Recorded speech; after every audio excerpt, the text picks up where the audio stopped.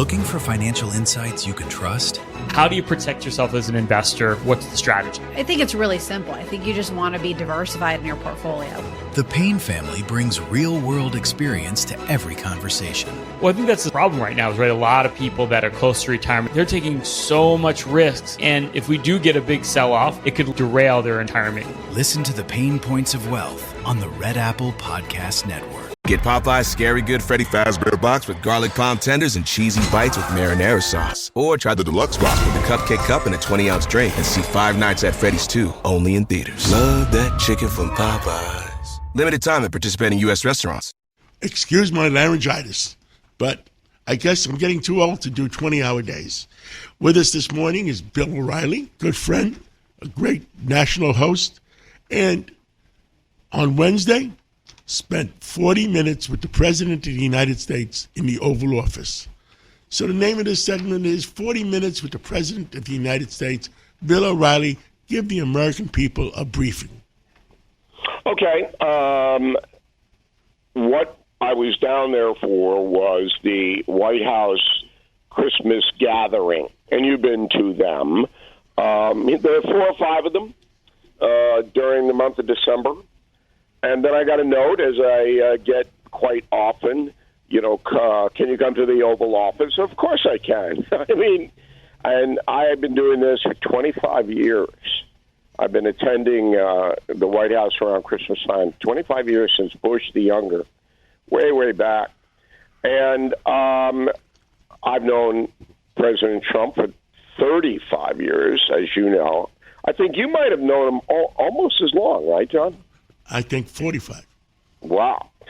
So, he likes his old acquaintances or friends. Especially New Yorkers. Yeah. He likes to dispense with formalities and talk about things that are important to him. And when I go to the White House or even talk to the president on the phone, I never initiate the conversation. I always wait until he does, and I answer his questions, because he's the president. I'm an American citizen. Okay, so we're in there, and he was kind enough to allow me to take my son and my nephew, who were just bedazzled, because the White House has never looked better in the history of the building. It is a magnificent structure. And Donald Trump's been doing this since he's 15 years old. He knows how to present a building. It was just stunning. I have to say that I mean, pretty much seen it all. And I went, whoa, look at this.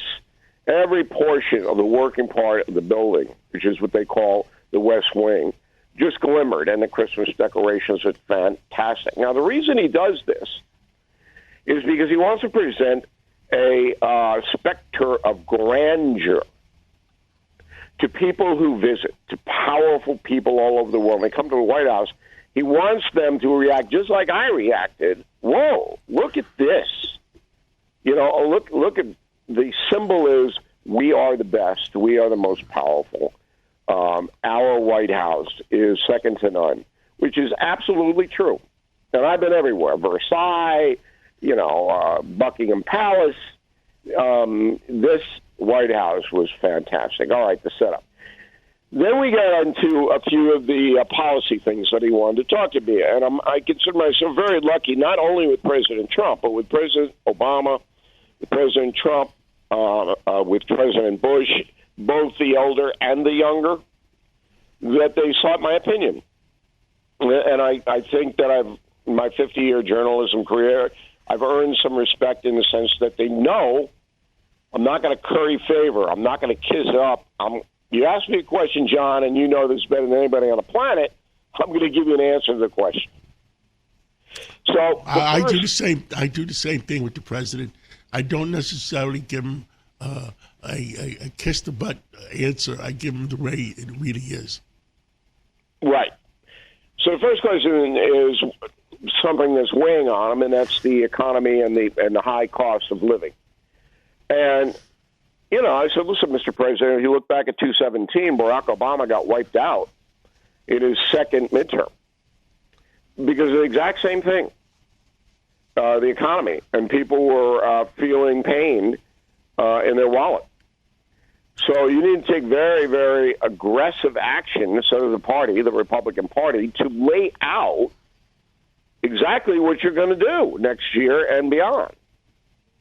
And I suggested a press conference with the president, with the leader of the Senate, Thune, and the leader of the House, Johnson, all three of them, with some selected members of the press to answer specific questions. I said, that'll make your poll numbers go up 10 points. Because what Americans are, they're not looking for a magic wand here in most parts of the country. In New York, we are. That's why Mandani is the mayor. And it's going to not turn out well because Zoran does not have a magic wand. But you can put forward, look, this is the problem, high health insurance, and here's how we're going to fix it. Americans will respect that. But right now, they're losing hope that anybody's been working on it. All right, then we went into drug boats. And this was, I talked to him years ago after he left the office the first time about the only way to defeat these cartels is to attack them with military force. That's the only way. And he was reluctant to do that his first term. But I remember the conversation at Mar-a-Lago. I looked at him. I said, look, just designate them terror organizations like ISIS and Al-Qaeda because they're killing more Americans than ISIS and Al-Qaeda combined. And that's absolutely correct. Right. And then you can go in and disrupt their supply lines. And if you find out where the leadership is hiding in Mexico or Venezuela or Colombia or wherever, you can take them out just like you took out Soleimani, the terrorist tyrant of Iran. I said, you don't need to get congressional approval for this. The Bush doctrine after 9/11 gives the president the power to do it. So finally, he's just doing it, okay? And I have no beef with it. It's funny, John, because, the left, which hates everything he does, and let's use Schumer as an example, because he's in New York, everybody knows him. So Don Trump's not going to be able to do anything that Senator Schumer is going to like. Nothing.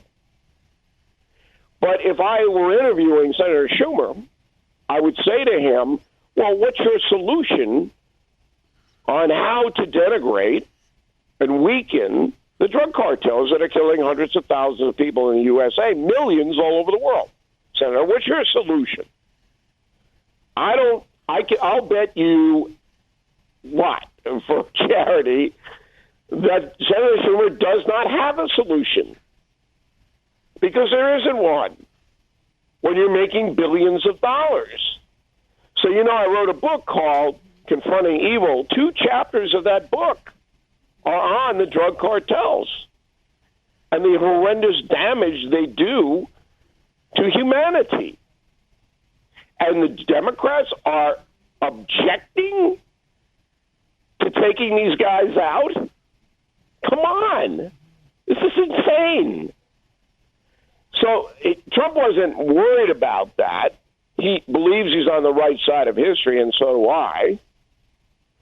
But he wanted to know specifics about it, and I can't really give them to anybody because once we get into national security, then I have to respect the president's, privacy. But overall, I said, don't worry about the carping. You get a guy like Jimmy Kimmel go on the air this week, John, and he goes, well, maybe these guys are fishermen. This is what Kimmel says to his audience. Yeah, maybe they're innocent fishermen. Oh, do you know any fishermen that got a $500,000 boat that goes 100 miles an hour? Yeah. All right, are we going after a Chilean bass here or halibut with that boat? Come on. People don't realize, Bill, that we're at war right now with these dictators. Yeah.